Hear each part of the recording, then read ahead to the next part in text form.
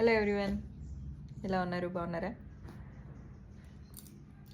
Madam గారు 10th అయిపోయింది exams, shopping తీసుకెళ్ళాలంట.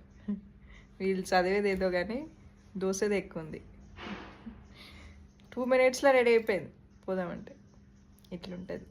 నువ్వే అన్నావు తీసుకోబోతా అయితే ఓకే, ఇట్లా అనగానే ఎగ్జామ్స్ ముందు అన్నాను.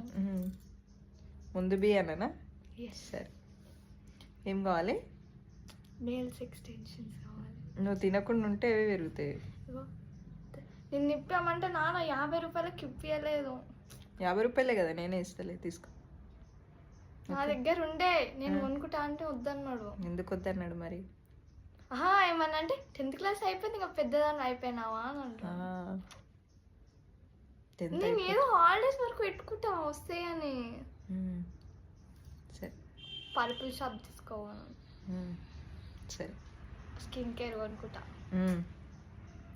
అసలు మేము 10th క్లాస్ కాదు, పెళ్ళైనా కూడా ఇన్ని ఆలోచన చేయలేదు.